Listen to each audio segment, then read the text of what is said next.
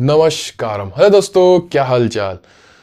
आज हम स्टार्ट करने वाले हैं 1857 की क्रांति। आप देख के अपन इस टॉपिक का जो है ना वेट कर रहे थे बहुत टाइम से कि भैया यार फटाफट आप 1857 की क्रांति पढ़ाओ। तो आज अपन बात करने वाले हैं 1857 की क्रांति। भैया 1857 की क्रांति, इसको इसको अलग अलग पॉइंट से पढ़ेंगे। इसको हम अलग अलग पॉइंट से पढ़ेंगे। जैसे कि अपन एक बार मार्कर ले लूँ मैं। अलग अलग पॉइंट से पढ़ने वाले जिसको अपन बताते हैं भी आपको कैसे अपन अलग अलग पॉइंट्स के थ्रू इसको हम कंप्लीट करेंगे।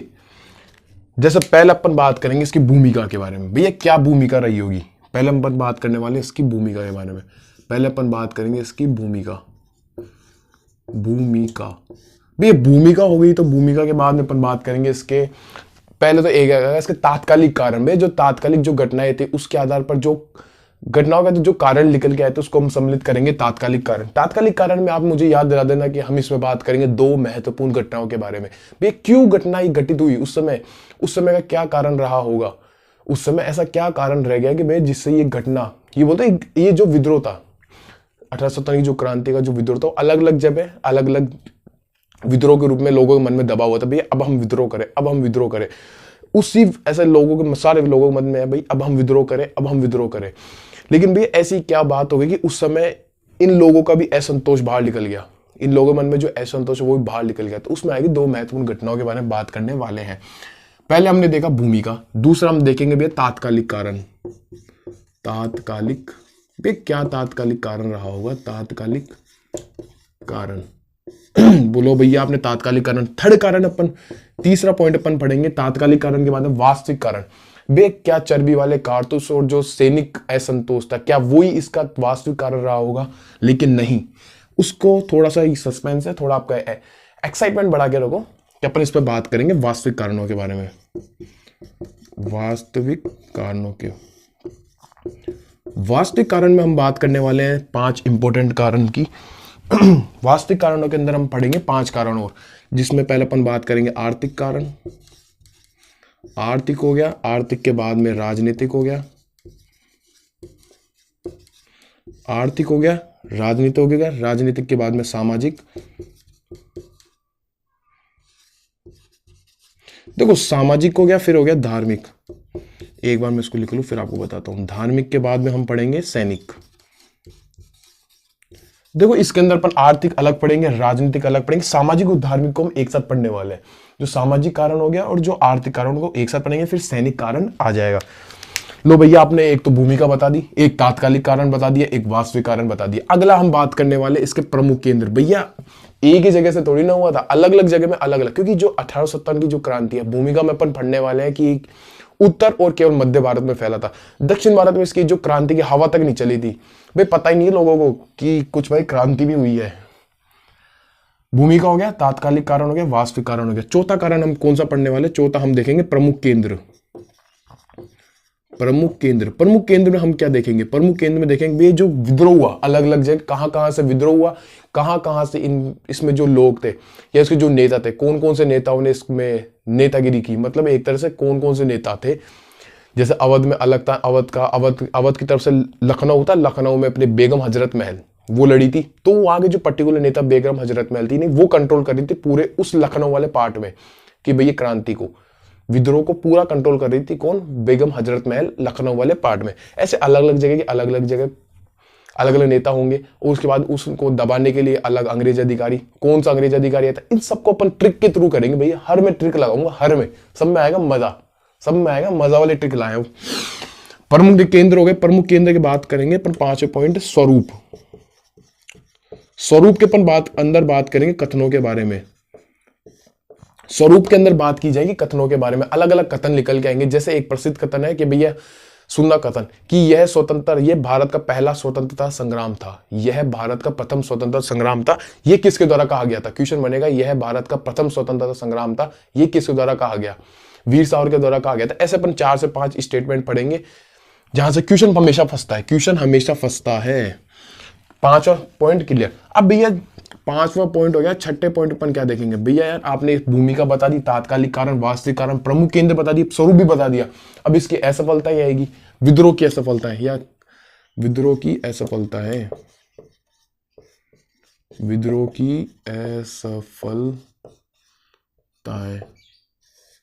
भैया विद्रोह की असफलता हो गई और इस विद्रोह के बाद में क्या परिणाम निकल के आए, क्या परिणाम निकले? परिणाम निकल के आता है कि भैया जो ईआईसी कंपनी उसका शासन ही समाप्त हो गया, ईआईसी कंपनी का शासन समाप्त, यानी कि इसके निकल जाएंगे विद्रोह के बाद परिणाम या विद्रोह के परिणाम, विद्रोह के परिणाम।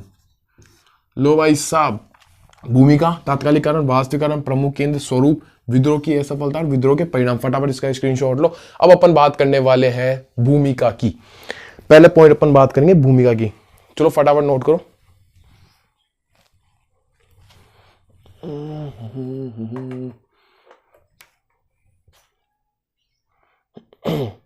करें स्टार्ट।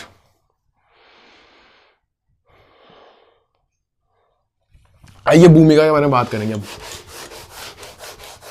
बोलना नहीं है आपको, बस आंखें बोर्ड पे, कान में ईयरफोन या ईयरबड्स लगा लो, हेडफोन लगा लो, बाकी नजर होनी चाहिए बोर्ड पे, इधर उधर नजर नहीं होनी चाहिए। भैया इधर उधर नजर गई ना, क्वेश्चन आपका मिस हो जाएगा, क्योंकि यहां से क्वेश्चन इंपोर्टेंट फंसता है। पहले अपन बात करने वाले हैं भूमिका की। इसको इधर करता हूं थोड़ा सा। भैया क्या भूमिका रही होगी क्रांति में? मैंने आपको बताया कि भैया जो 1857 की जो क्रांति थी वो उत्तर और मध्य भारत में फैल चुकी थी। जो उसका जो विद्रोह हुआ था उत्तर और मध्य भारत में हुआ था। पहला लगा के लिख लो कि यह क्रांति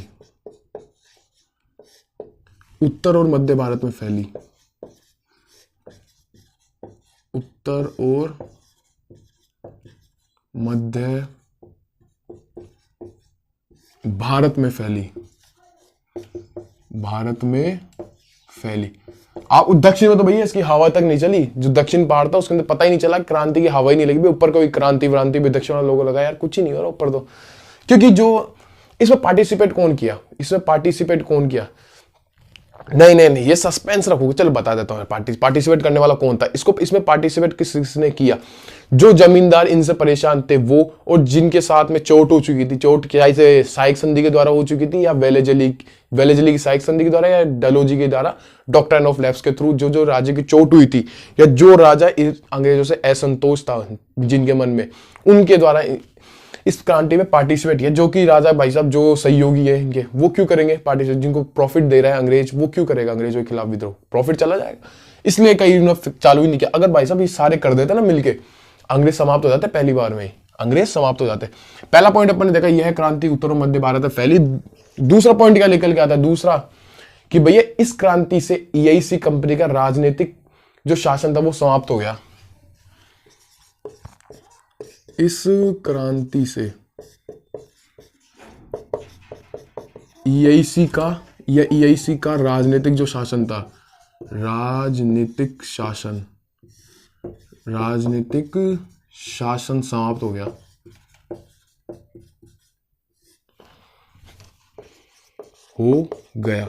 भूमिका के अंदर यही दो पॉइंट्स है। भूमिका में तो क्या उसका क्या भूमिका रही होगी कि भैया ये क्रांति उत्तर और मध्य भारत में फैली, बढ़िया बात है। इस क्रांति से क्या हुआ कि जो ईआईसी थी उसका जो शासन था, राजनीतिक शासन, वो समाप्त हो चुका था।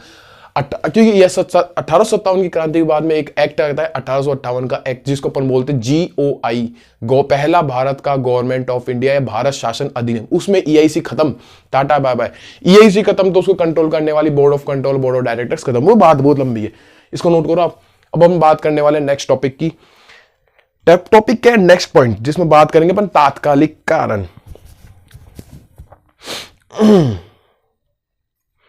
चले, ये मजा आएगा भाई तात्कालिक कारण में। सब बैठे रहो, सब में निकल के आएगा। हाँ भाई, मैक्सिमम लोगों को पता है भाई चर्बी वाले कारतूस निकल के आएंगे यहाँ पे। सब बैठे रहो भाई, थोड़ा सा सब में एक्साइटमेंट होना चाहिए। थोड़ा सा बैठो, थोड़ा सा। मैं आपको इस पॉइंट पे भी क्लियर करा दूंगा मैं आपको। दूसरा क्या निकल के आता है? तात्कालिक कारण। तात्कालिक कारण बोलो यार भैया, यार आपने एक थोड़ा सा कंफ्यूजन में खा रहा है, मतलब भैया थोड़ा सा कंफ्यूजन है। एक तो आपने सेकंड पॉइंट लिखा है तात्कालिक कारण, थर्ड लिखा है वास्तविक कारण। दोनों में अंतर क्या है भैया? वास्तविक कारण तो जो होते हैं जो लोगों में पहले से असंतोष लेके बैठा हो, जो अलग अलग क्षेत्र में अलग अलग असंतोष हुआ, चाहे से सैनिकों में अलग हुआ, सामाजिक अलग, आर्थिक अलग और धार्मिक अलग हो गया, इनमें अलग अलग चीजों में अलग अलग हुआ था। लेकिन तात्कालिक कारण में क्या आता है कि तात्कालिक कारण में उन घटनाओं को हम अध्ययन करते हैं, यानी कि जो तत्काल में जो घटनाएं घटित हुई जिसके थ्रू इस असंतोष में एक चिंगारी लगाने का काम किया, इस असंतोष को चिंगारी लगाने का काम किया। जैसे कि भैया सारी जगह बारूद ही बारूद है, उसमें एक भैया एक जगह चिंगारी लग जाए ना तो क्या निकल के आया, विस्फोट हो जाएगा ना, सेम वही था, उसमें चिंगारी लगाने का काम किया था। इसमें मेनली दो घटनाओं के बारे में अध्ययन करने वाले, थोड़ा सा बात करते हैं तात्कालिक कारणों के बारे में। यानी कि तात्कालिक कारण में कहते हैं जब तत्काल की घटनाओं के बारे में पढ़ते हैं, तत्काल की घटनाओं के बारे में देखते हैं।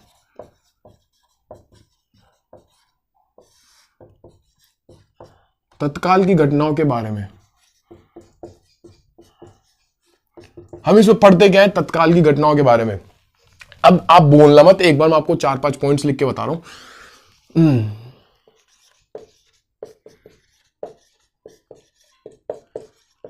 4-5 पॉइंट है, सिर्फ एक बार रुको आप। दमदम छावनी हो गई, एक आता है बहरामपुर, बहरामपुर के बाद में क्या आता है, दमदम हो गई, बहरामपुर हो गई, बैरकपुर हो गई, बैरकपुर के बाद में अपन बात करें मेरठ की। बोलो भैया क्या लिखा दिए, रुको रुको एक बार आप थोड़ा सा,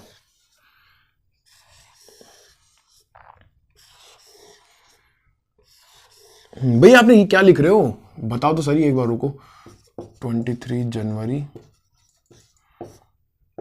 1857, ये आएगी 26 जनवरी 1857, ये आएगा बैरकपुर वाला कब, 29 मार्च 1857, और मेरठ वाला हुआ था 10 मई को, 10 मई 1857। देखो देखो देखो, पहली बार जो इस विद्रोह की शुरुआत मानी गई, देखो क्या होता है कि 4 छावनियां थी इंपॉर्टेंट। पहला आता है दमदम छावनी, दूसरा आता है, पहला आएगा दमदम छावनी, दमदम के बाद में आएगा बहरामपुर छावनी, बहरामपुर के बाद बैरकपुर, बैरकपुर के बाद मेरठ।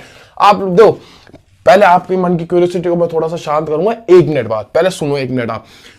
दमदम छावनी में 23 जनवरी 1857 को विद्रोह स्टार्ट हुआ, लेकिन वहां पे जो अंग्रेज थे उन्होंने इसका क्या करा दिया, इसको दबा दिया, विद्रोह को दबा दिया। चलो ये यहाँ पे शांत हो गया तो ये खत्म। आप बोलो भैया आरंभ कब हुआ 1857 की क्रांति, कहां से आरंभ किया, दमदम छावनी से नहीं हुआ। मानते हैं पहली बार यहाँ पे शुरुआत हुई, लेकिन उसको अंग्रेजों द्वारा दबा दिया गया। आप जानते शुरुआत या नहीं भाई, साहब पूरे फैल जाए, शुरुआत उसी तो बोलते हैं, ऐसा थोड़ी ना भाई कहीं शुरू हुई दब गई, उसको नहीं मानते शुरुआत। दूसरा क्या आता है बहरामपुर, बहरामपुर में 26 जनवरी, ये 26 मार्च, सॉरी 26 फरवरी आएगा यहाँ पे, एक सेकेंड, हाँ अब क्लियर है कि जो बहरामपुर था वहां पे 26 फरवरी 1857 को स्टार्ट होती है क्रांति, लेकिन क्या होता है विद्रोह स्टार्ट हुआ लेकिन दबा दिया जाता है वहां पे अंग्रेजों के द्वारा। आप बोलते हैं बैरकपुर में, 29 मार्च 1857 को स्टार्ट हुआ लेकिन वहां पे दबा दिया। बोलो भैया यार आप झूठ बोल रहे हो, आप झूठ बोल रहे हो। मैं झूठ कैसे बोल रहा हूँ, आप एक चीज देखो, आप जानते हो कि जो बैरकपुर था उसमें है ना, मार्च की बात है, उसमें जो अपने मंगल पांडे थे उन्होंने ना इसका जो चर्बी वाले कारतूस का उसका यूज करने से मना कर दिया, मैं यूज नहीं करूंगा। और वहां पे जो अंग्रेज अधिकारी थे, एक तो था लेफ्टिनेंट बार्फ और सार्जेंट फ्यूजर की क्या कर दी, हत्या कर दी थी। हत्या कर दी तो इनको फांसी चढ़ा दिया गया। फांसी चढ़ाने के बाद इनको वहां पे क्या है, विद्रोह दब गया। वहां पे विद्रोह इतना फांसी लगा दी इनको और वहां पे विद्रोह खत्म, विद्रोह दब चुका, अंग्रेजों द्वारा विद्रोह दबा दिया गया था। लेकिन असली शुरुआत बोलते ना, असली शुरुआत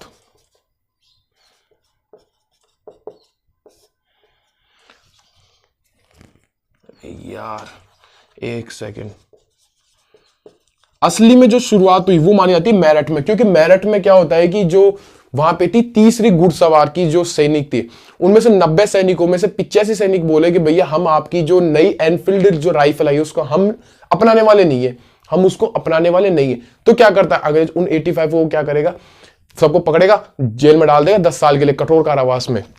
और फिर उसके बाद में क्या होता है, 10 तारीख को फिर बात करते हैं अपन 10 मई की। 10 मई में क्या होता है कि 10 मई को अभी जो बचे हुए जो सैनिक थे उन्होंने अपने जो सहयोगी जिनको ना डाला गया था कारावास में, उनको सबको छुड़ाकर वहां पे जो अंग्रेज अधिकारी थे उन पर गोली चलवा दी। और फिर ये निकल जाते हैं दिल्ली निकल जाएंगे। 12 मई को क्या करते हैं, दिल्ली के जो लाल किला वहां पे जो बहादुर शाह जफर है उसको क्या करते हैं, अपना मुगल बादशाह था बहादुर शाह जफर, उसको अपना नेता नियुक्त कर देते, भैया हम नेता घोषित कर दिया। तो ये थी वो। इसका जो क्वेश्चन आएगा भैया, जो 1857 की क्रांति थी, कहां से इसका आरंभ या प्रारंभ माना जाता है, वो आएगा मेरठ, आंसर उसका आएगा मेरठ। तो ये था। अब आपको मैं कुछ पॉइंट बताने वाला हूं, एक बार इसका स्क्रीनशॉट लो फटाफट। अब आपको मैं बताता हूं भाई उस समय जो गन आई थी वो क्यों फैली थी, मतलब उसकी जो बोलते हैं ना ये एक अफवाह थी, अफवाह क्यों फैली थी। फटाफट स्क्रीनशॉट ले लिया होगा। अब अपन बात करते हैं नेक्स्ट, तात्कालिक में चल रहा है, तात्कालिक कारण में चल रहा है। अभी अभी दो घटनाएं हो रही। पहले अपन बात करते हैं जो गन थी, मार्केट में आई भैया नई गन, मार्केट में आई थी नई गन। भैया दो गन पे थोड़ा बात कर लेते हैं, गन पे बात कर लेते हैं। विद्रोह होगा गन पे चक्कर में, गन के चक्कर में सैनिकों में असंतोष हो जाएगा। गन गन के बारे में बात करते हैं। उस समय दो गन थी, एक तो पुरानी गन थी, पुरानी में कौन सी थी, पुरानी गन में थी ब्राउन बेस गन।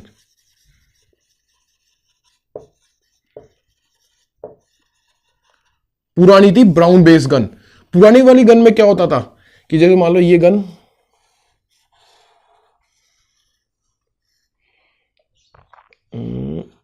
एक सेकंड भाई ड्राइंग सही नहीं है मेरी, थोड़ा देख लेना। ये क्या है, ये कोई गन है, ये इसका ट्रिगर, ट्रिगर ऐसे थोड़ी ना आएगा, ट्रिगर आएगा ऐसे। ये गन है। अब इसमें क्या होगा कि अंदर ये यहां पे क्या है, एक पाउडर डालेंगे क्योंकि गन में जंग ना लगे और गन को स्मूथली फायर किया जा सके, इसलिए यहां पे यूज किया जाएगा, यहां से डाला जाएगा पाउडर, यहां पे यूज किया जाएगा पाउडर जिसको बोलते हैं गन पाउडर। एक तो वो हो गया, एक आएंगे कारतूस, एक आएंगे कारतूस, कारतूसों को भी यहां से डालेंगे, पहले पाउडर डालेगा, पाउडर डालेंगे, कारतूस डालेंगे। तो ये थी पुरानी वाली प्रोसेस जिसमें जो सैनिक था वो गन तो रखेगा, गन के साथ साथ गन पाउडर भी रखेगा और कारतूस भी रखेगा। नई गन को थोड़ा इनोवेशन करके इसके अंदर नई चीजें अपग्रेड की गई। अपग्रेड क्या की, बोला भैया क्या अपग्रेड कर दिया गया। जो नई गन थी वो कौन किसी हो गई, नई इनफील्ड गन। मार्केट में न्यू गन आई जिसको बोलेंगे न्यू इनफील्ड, एनफील्ड था ना, इनफील्ड नहीं था, एनफील्ड। इसको ऐसे लिखो, मार्केट में आती है नई एनफील्ड गन। इसमें क्या था, बोलो भैया इसमें क्या था, ये जो गन थी ना ये पूरी, बोला ना अपग्रेड कर दिया, इसको अपग्रेड कर दिया। इसमें जो गन पाउडर था, गन पाउडर डला हुआ आएगा। अब यहां पे क्या आएगा, सिर्फ एक पैकेट आएगा, आपको दिया जाएगा एक पैकेट। अब ये पैकेट में क्या है, अंदर होंगे कारतूस, इस पैकेट के अंदर होंगे कारतूस, अंदर क्या होंगे, कारतूस। अंदर में अंदर पैकेट के अंदर क्या होगा, कारतूस। लेकिन इस समय अफवाह फैल गई कि भैया जो कारतूस का ये जो कवर होगा, ये जो कवर होगा, ये कवर बना था भैया, ये जो कवर था ये कवर बना होगा किससे, गाय या सुअर के मांस से, ये चर्बी से, गाय या सुअर के मांस से, गाय या सुअर के मांस से, सुअर के मांस से। भैया आप भी जानते हो जो गाय होती है वो हिंदू धर्म में पवित्र मानी जाती है, उसका मांस को अपन नहीं लगा सकते, भाई लगा लिए तो भैया धन भ्रष्ट हो जाएगा। ऐसे ही जो सुअर है वो मुस्लिम होते हैं, वो जैसा मुस्लिम क्या है कि मांस को खा नहीं सकते, खा ले तो उनका धर्म भ्रष्ट हो जाएगा। तो ये मान लो अपने अपने धर्म में अपने अपने पवित्रता रखते हैं। तो इससे जो सैनिक थे उनका धार्मिक भावना को क्या पहुंची, ठेस पहुंची। इससे क्या हुआ, जो सैनिक थे, सैनिकों के धार्मिक भावना को ठेस पहुंची, धार्मिक जो भावना थी, धार्मिक भावनाओं में ठेस पहुंची। तो भाई ये था अंतर पुरानी गन में और नई गन में। क्यों नई गन का विरोध क्यों किया गया, तो वो आपको मैंने बता दिया। एक फटाफट नोट करो। अब बात करने वाले इसकी इंपॉर्टेंट घटनाओं के बारे में, फटाफट स्क्रीनशॉट लो। चलिए फटाफट हो गया आपका स्क्रीनशॉट। अब बात करेंगे पहली घटना के बारे में, अब बात करेंगे अपन पहली घटना के बारे में। मजा आ रहा है बताओ टॉपिक में, ऐसे मजा आता तो और क्या है। बात ए लगाओ, ए में लिखो भैया मार्च 1857, मार्च 1857। देखो बात करते हैं बैरकपुर की, बात करते हैं बैरकपुर की, बात करते हैं बैरकपुर में, बैरकपुर में पुर नहीं बैरकपुर, बात करते हैं बैरकपुर में। बैरकपुर में थी 34वीं नेटिव इन्फेंट्री, 34वीं नेटिव इन्फेंट्री के सिपाही मंगल पांडे। मैं समझा दूंगा, साथ साथ लिख लो एक बार।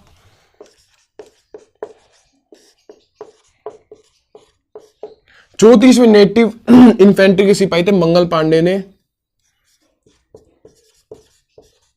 इसका यूज करने से मना कर दिया, इसका उपयोग करने से मना कर दिया।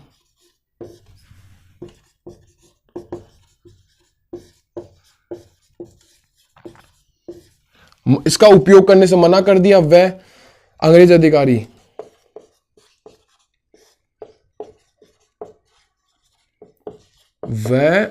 अधिकारी लेफ्टिनेंट, वह अंग्रेज अधिकारी था लेफ्टिनेंट बार्फ, वह सार्जेंट, लेफ्टिनेंट बार्फ वह सार्जेंट फ्यूजर,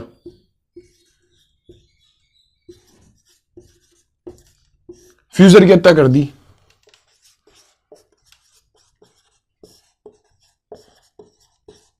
भाई अब क्या कह रहा है कि जो बात करते हैं मार्च 1857 की, बैरकपुर में थी 34वीं नेटिव इन्फेंट्री, उसके सिपाही थे मंगल पांडे। मंगल पांडे ने इसका उपयोग करने से मना कर दिया और जो अंग्रेज अधिकारी थे लेफ्टिनेंट बार्फ और सार्जेंट फ्यूजर की क्या कर दी, हत्या कर दी। भैया गोली मार के इनकी क्या कर दी, हत्या कर दी। हत्या कर दी तो इनको अब भी हत्या कर दी, हत्या करने की फांसी दी जाएगी। इनका निर्धारित तिथि, फांसी की निर्धारित तिथि, निर्धारित तिथि,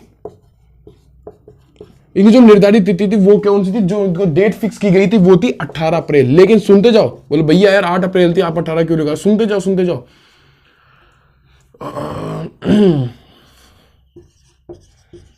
इनको निर्धारित तिथि की गई थी भाई 18 अप्रैल 1857 को आपको क्या दी, फांसी दे दी जाएगी। लेकिन इनको अंग्रेजों को डर था कि भैया जो मंगल पांडे है इनकी बात अदर सैनिकों के बीच में ना पहुंच जाए, इसलिए इनकी डेट को क्या कर दिया गया, कम कर दिया गया। कम करके 8 अप्रैल को फांसी दे दी गई। 8 अप्रैल 1857 को उनके क्या दे दी थी, फांसी दे दी गई, फांसी दे दी गई। तो भैया 8 अप्रैल को मंगल पांडे फांसी पे चढ़ते हैं। फांसी चढ़ने पे एक क्वेश्चन यहां से बन के आया कि भैया तो डेट फिक्स है भैया, मंगल पांडे को फांसी दी गई 8 अप्रैल 1857 को फांसी दे दी गई। इनको लगा लो स्टार। अब यहां से बोला भैया क्वेश्चन क्या बना, भी आपने बोला एक क्वेश्चन बना। क्वेश्चन ये बनता है भैया मंगल पांडे आधुनिक भारत के पहले शहीद के रूप में माने गए, यानी कि आधुनिक भारत का पहला शहीद कौन था, मंगल पांडे। यहां से एक सवाल बनता है, आधुनिक भारत का पहला शहीद। लगा लो भैया, अति महत्वपूर्ण सवाल है। आधुनिक भारत का पहला शहीद, आधुनिक भारत का पहला शहीद कौन था, मंगल पांडे। मंगल पांडे, ये लो, ये एक अपन एक घटना तो अपन ने पढ़ ली, एक घटना अपन ने पढ़ ली, फटाफट इसका स्क्रीनशॉट लो। बात कर रहे हैं अपन सेकंड घटना के बारे में। बात करेंगे अपन सेकंड घटना के बारे में। बोलो भैया कौन सी सेकंड घटना, बताओ तो सही। आप पहले इसको नोट तो करो। हो गया नोट,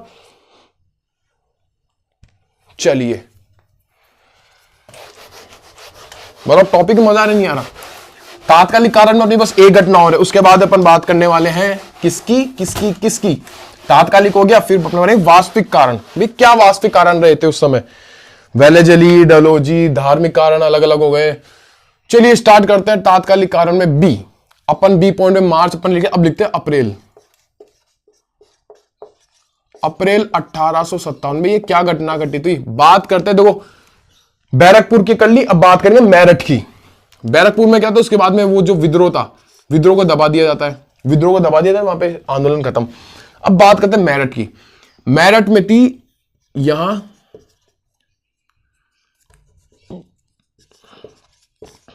पर थी यहां पे थी तीसरी,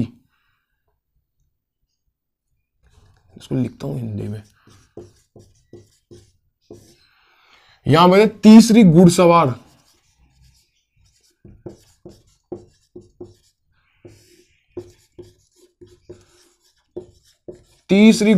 सैनिकों ने, यस तीसरी घुड़सवार सैनिकों में से मतलब यहां पे थे लगभग 90 के आसपास। तो 90 में से क्या हो किया कि 85 सैनिकों ने इसका यूज करने से मना कर दिया। 85 सैनिकों ने इसका यूज करने से मना कर दिया, ये उपयोग करने से मना कर दिया। क्या होता है कि वहां पे जो 90 मतलब तीसरी जो वहां पे घुड़सवार जो सैनिक थे उन्होंने, मतलब 90 के आसपास थे जो थर्ड घुड़सवार सैनिक थे, 90 थे। 90 में से क्या करते हैं, 85 लोगों ने मना कर दिया कि भैया हम इसका यूज नहीं करेंगे। मना कर दिया तो भैया अंग्रेजों ने क्या किया, इनको पकड़ा और 10 साल तक का कठोर कारावास दे दिया। अंग्रेजों ने इनको पकड़ा, एक खेल हो जाएगा थोड़ी देर बाद में, बात है यार मेरी मात्रा है थोड़ी छोटी बनती है ना। अंग्रेजों ने इनको पकड़ा, वह 10 वर्षों का कठोर कारावास दिया, 10 कठोर कारावास दिया। अब भैया लेकिन होता है खेल, खेल होगा 10 मई को। बोले भैया खेल क्या हुआ, 10 मई को होता है भैया खेल। 10 मई को क्या होता है, खेल। 10 मई को क्या होता है कि जो बचे हुए सैनिक थे उन्होंने अपने सहयोगी सैनिकों को छुड़ा लिया जो जेल में बंद थे। 10 मई को बचे सैनिकों ने, बचे हुए सैनिकों ने अपने सहयोगियों को छुड़ा लिया, अपने सहयोगियों को छुड़ा लिया, अपने सहयोगियों को छुड़ा लिया और अंग्रेज अधिकारियों पर गोली चला दी।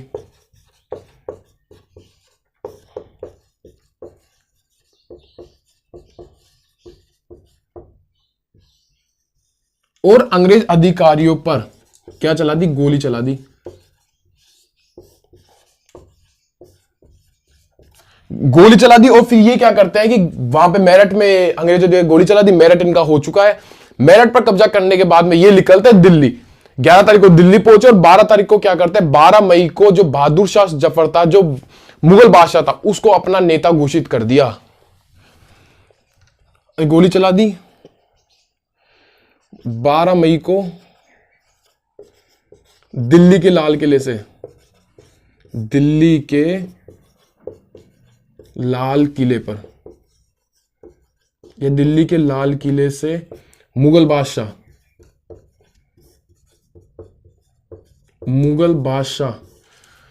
बहादुर शाह जफर, मुगल बादशाह बहादुर शाह जफर को नेता घोषित किया, नेता घोषित किया। क्या करते हैं कि भैया जो 85 सैनिक थे इन्होंने इनका यूज करने से मना कर दिया और अंग्रेजों ने इनको पकड़ा, लेकिन 10 वर्षों तक कारावास दे दिया। इन्हीं के सिपाहियों ने, जो बचे हुए सैनिक थे, उन्होंने 10 तारीख को अपने सहयोगियों को छुड़ा लिया और अंग्रेज अधिकारियों पर गोली चला दी। अंग्रेज वहां पे खत्म। अब मेरठ पर क्या हो गया, इनका अधिकार हो गया।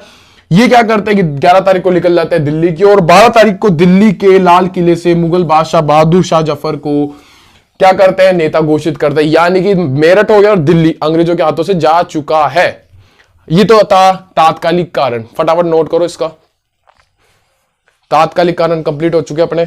अब अपन बात करेंगे वास्तविक कारणों के बारे में। चलिए स्टार्ट करें। 5 तक काउंट, 1 2 3 4 और 5। चलिए चलिए चलिए, तात्कालिक कारण खत्म। समझ में आएगा भैया क्यों हुआ ये, मतलब जो चिंगारी लगाने का काम किया वो इन्होंने किया, जो चिंगारी लगी वो इन्होंने लगाई। अब अपन पढ़ने वाले वास्तविक कारणों के बारे में। ब्लू मार्कर, थर्ड पढ़ेंगे अपन वास्तविक कारण।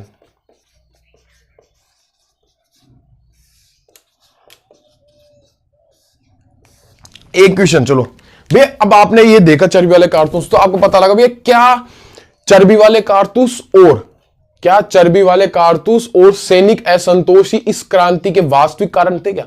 अब वास्तविक कारण इनको मानेंगे अपन वास्तविक कारण? बोलो भैया यार ये तो बात गलत है यार, वास्तविक कारण अपन को नहीं मान सकते।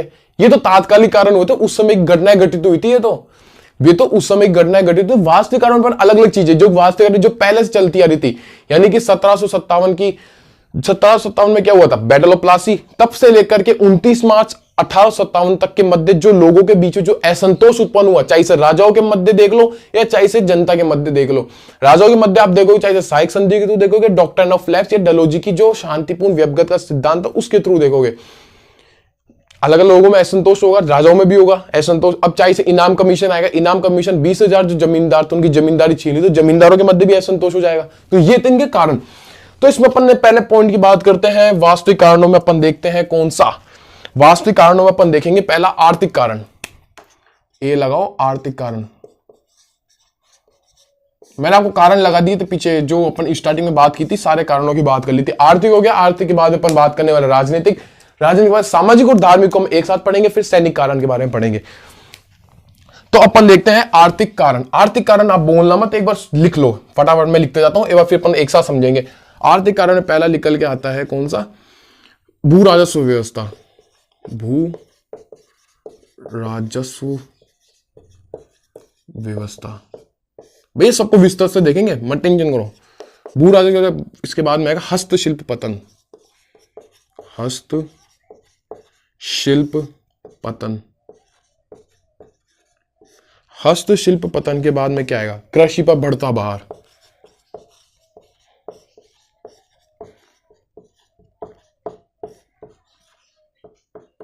यानी कि औद्योगिकरण।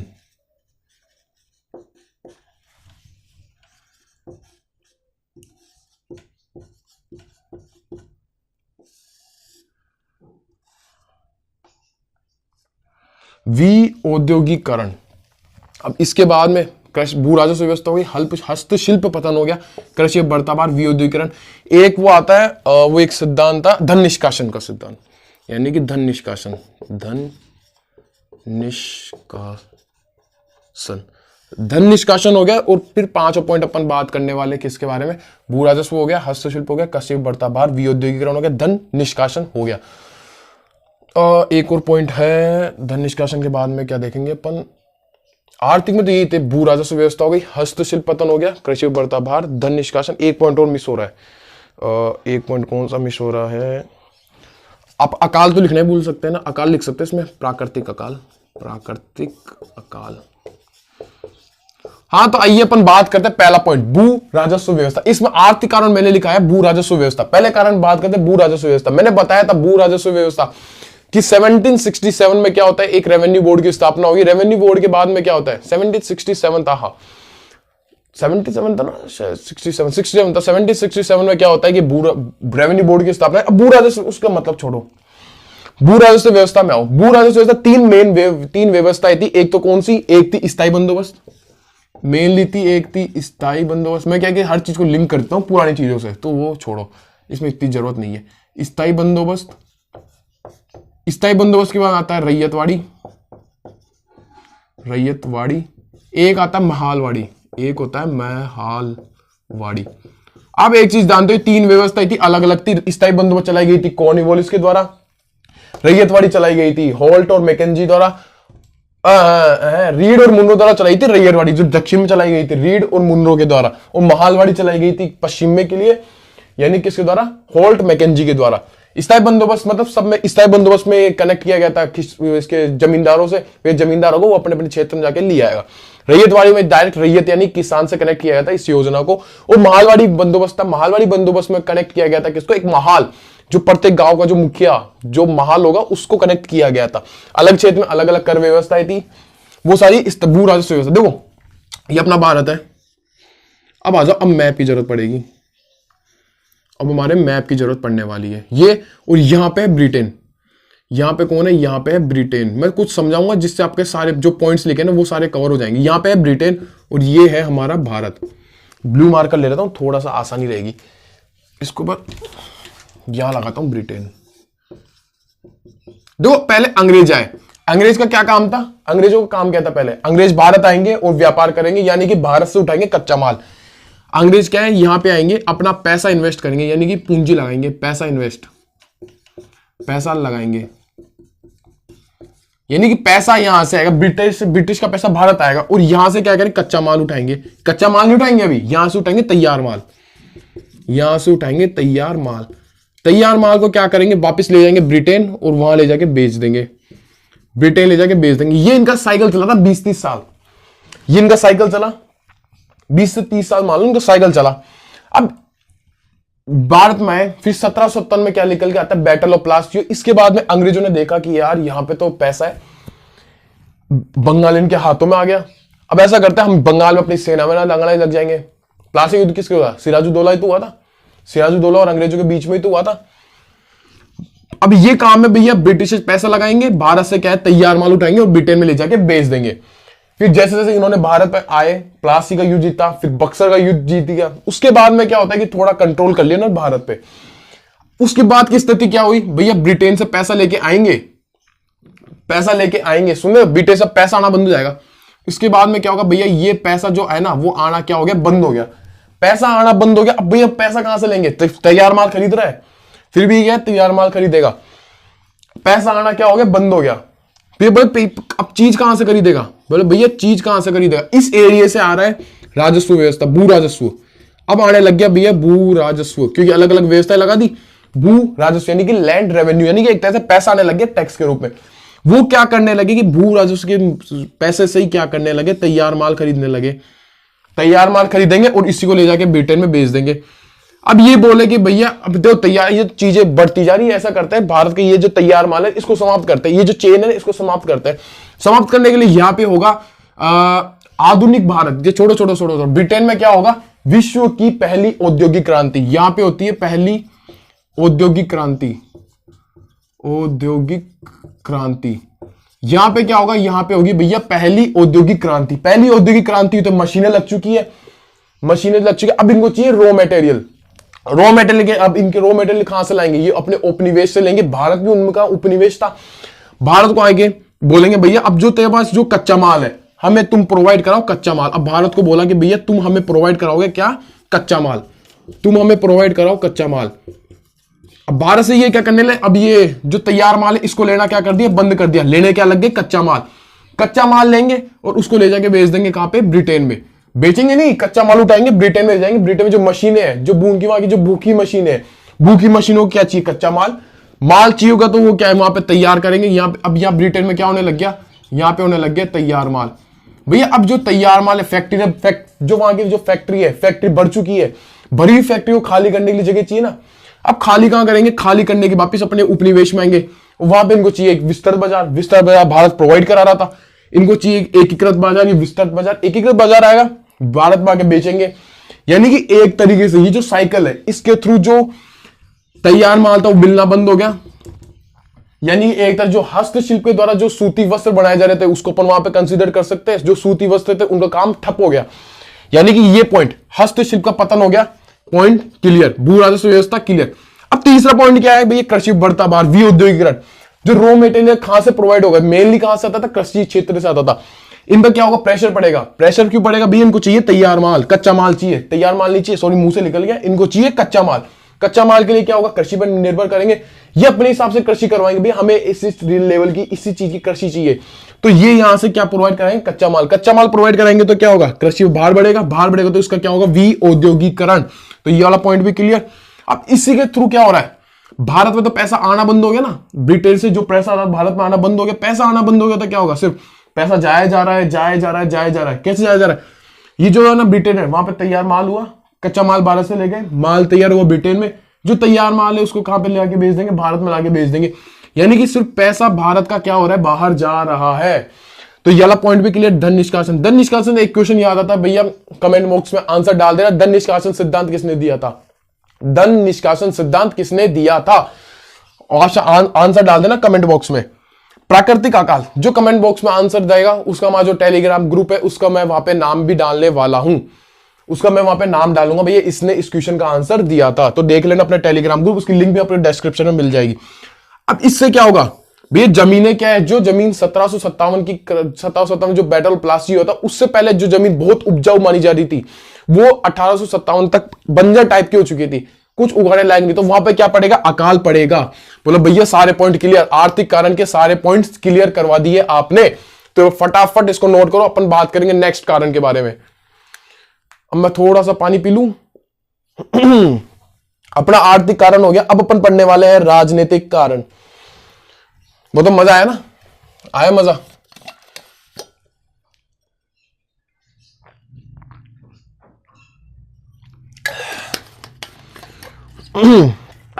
चलिए अपन बात करते हैं अब दूसरा। आर्थिक कारण हो गया, अब बढ़ेंगे राजनीतिक कारण। भी उस समय राजनीतिक कारण क्या थे? राजाओं के मध्य असंतोष क्यों उत्पन्न हुआ? वहां की जनता में असंतोष क्यों उत्पन्न हुआ? उस समय जो राजनीतिक जो कारण चल रहे थे उसके बारे में अपन बात करने वाले हैं। ऑप्शन नंबर लगाओ सी, पॉइंट नंबर सी लगाओ, इसमें लगाओ राजनीतिक कारण। सी थोड़ी ना आएगा, बी तो आएगा, कि पहले ही तो अपन बात किया है। राजनीतिक कारण बोलना मत, जैसे मैं भी समझाऊं ना वैसे आपको सारा समझा दूंगा, बीच में बोलना नहीं है, चुपचाप मुंह पे उंगली, फिंगर ऑन योर लिप। अब पहला इसमें, अरे यार ब्लू मार्कर क्यों उठा लिया? ब्लू से तो हम समझाते हैं। पहला अपन निकल के आएगा भैया वेलेजली की सहायक संधि। वेलेजली की सहायक संधि। आप बस दिमाग में रिकॉल करते रहो मैं ये क्या क्या था, वेलेजली ने क्या काम किया था, कैसे क्या सहायक संधि थी इसकी, बताऊंगा सारा। डलहौजी की शांतिपूर्ण व्यवगत का सिद्धांत, डलहौजी का शांतिपूर्ण विलय, जिसको हम बोलते हैं व्यवगत का सिद्धांत, व्यवगत का सिद्धांत। पॉइंट नंबर थर्ड निकल जाता है वेलेजली की सहायक संधि, डलहौजी का शांतिपूर्ण विलय, व्यवगत का सिद्धांत। थर्ड पॉइंट क्या निकल के आता है? थर्ड पॉइंट निकल के आता है कौन सा? अवध का कुप्रशासन क्या आता है? विलय। अवध का कुप्रशासन के आधार पर विलय।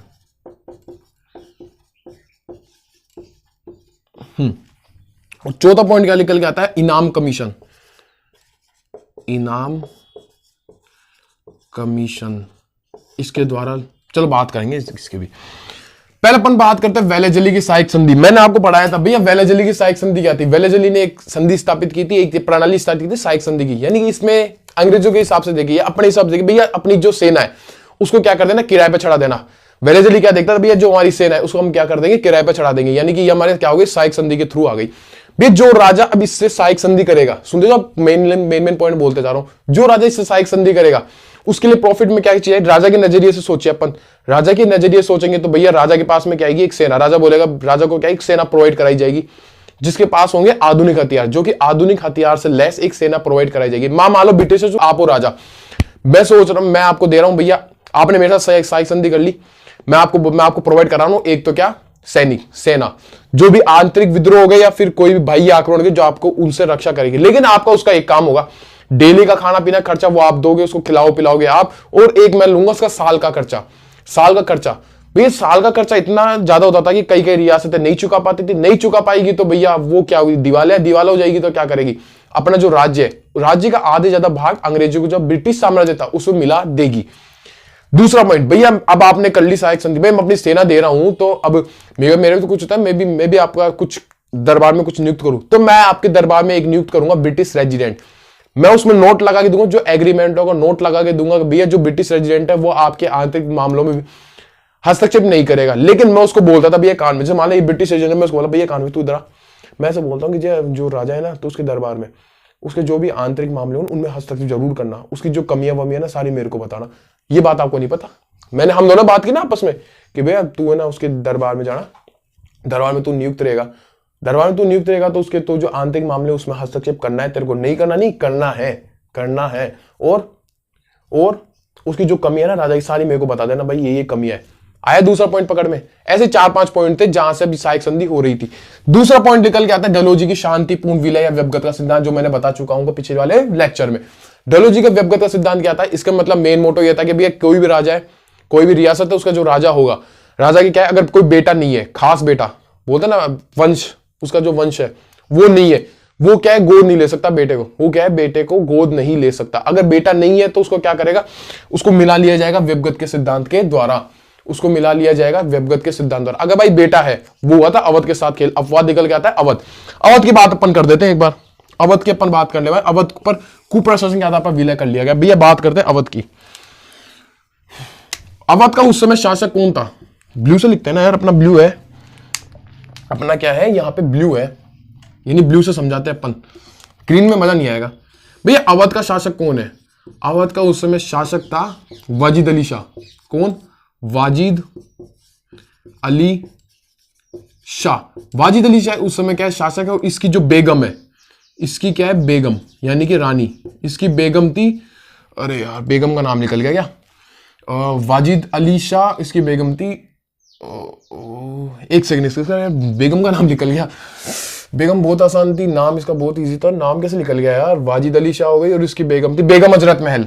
बेगम कौन थी? बेगम हजरत महल। बेगम हजरत महल वाजिद अली शाह का एक बेटा था, खास बेटा, जो इनका वंश था, बोलते हैं वंश, बेटा था। इसका बेटे का नाम था बिरजिस कादिर। बिरजिस, अरे यार एक सेकंड रुको, बिरजिस कादिर। बिरजिस कादिर क्या था? इसका बेटा था। अब देखो जो अवध है, अवध क्या कर रखा है? अवध क्या कर रखा है? वेलेजली की सहायक संधि के थ्रू अंग्रेजों से मिला हुआ है। अवध क्या कर रखा है? अवध है वेलेजली की सहायक संधि के द्वारा, सहायक संधि से मिला हुआ है। देखो सहायक संधि, सहायक संधि के क्या है? द्वारा मिल रखा है। बहुत बढ़िया बात है।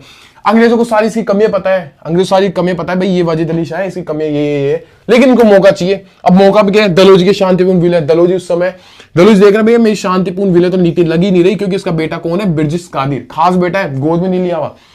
अब वो क्या करेगा कि वो देखता है कुछ ना कुछ चक्कर में फांसना पड़ेगा, क्योंकि सारी कमियां वमियां हमें सब पता है। अब उसको हमें डालना ही पड़ेगा, अब कैसे ना कैसे करके। जो कौन सा भारत था? ब्रिटिश भारत था, उसमें हमें उसको डालना पड़ेगा, उसको मिलाना पड़ेगा। मिलाने के लिए एक ये बोलता भैया, एक रिपोर्ट लाता है, आउटरम की रिपोर्ट, एक लेके आता है आउटरम की रिपोर्ट। भैया आउटरम की रिपोर्ट लेके आता है। आउटरम की जो रिपोर्ट थी, आउटरम की रिपोर्ट में बोला गया है कि भैया जो अवध है, अवध को कुप्रशासन के आधार पर, बताऊंगा कैसे, अवध को कुप्रशासन के आधार पर ब्रिटिश भारत में क्या कर लेंगे? इसका हम विलय कर रहे हैं। कुप्रशासन यानी इसको, इसका मानना था कि ये बोलता था कि भैया जो अवध का जो शासक है, कौन? वाजिद अली शाह, वो अपनी प्रजा पर क्या कर रहा है? जुल्म ढाल रहा है। बोलते जुल्म डालना, तो अपनी प्रजा पर क्या कर रहा है? ये क्या कर रहा है? ये जुल्म ढाल रहा है, क्योंकि उनको तो मिलाना था, क्यों उन्हें बहाना चाहिए, क्योंकि इसका बेटा भी है, बेटे को डाल नहीं सकते व्यवगत के सिद्धांत के द्वारा, लेकिन उनको मिलाना था। बोलते हैं कि भैया यहाँ पे जो राजा है वो अपनी जनता पे जुल्म ढाल रहा है, वहां की जनता है उस पर परेशान हो चुकी है, कर बढ़ा दिया है वहां पे, यानी कि एक तरह से जनता अपने राजा से खुश है, खुश नहीं है, इनका मतलब ये था। तो इसके थ्रू क्या करता है? कुप्रशासन अब एक रिपोर्ट लेके आता है, जिसको बोलते हैं आउटरम की रिपोर्ट। इसके द्वारा बोला जाता है कि अवध पर कुप्रशासन के आधार पर इसका हम क्या कर रहे हैं? विलय कर रहे हैं। ये था तीसरा पॉइंट। पहला पॉइंट क्लियर, दूसरा पॉइंट क्लियर, तीसरा पॉइंट क्लियर। अब बात करते हैं इनाम कमीशन की। इनाम कमीशन एक कमीशन था जिसके द्वारा 20,000 जमींदार थे, उनकी जमींदारी छीन ली गई थी। इसके द्वारा 20,000 सैनिकों या जमींदार, 20,000 जमींदारों की जमींदारी छीन ली भाई साहब। अब ये जो 20,000 जमींदारों की, वो भी इसको पार्टिसिपेट करेंगे 1857 की क्रांति। अब ये अवध भी करेगा। अवध को मेनली रिप्रेजेंट किया था अरे यार लखनऊ। अवध को रिप्रेजेंट किया था लखनऊ की तरफ से कौन लड़ रहा था? लखनऊ की तरफ से लड़ रहा थी ये हजरत महल। तो पता था भैया बेटा है, फिर भी इसको मिला लिया गया। मतलब अंग्रेज ऐसा हरामी इंसान थे, देख रही हरामीपन अंग्रेजों का। मैं बोलता हूं अंग्रेज हरामी थे, हरामीपन यहां से दिख गया उनको। तो आज के लिए अपन इतना ही बात करते हैं, मिलेंगे अपन नेक्स्ट लेक्चर में। जय हिंद, जय भारत, राधे राधे।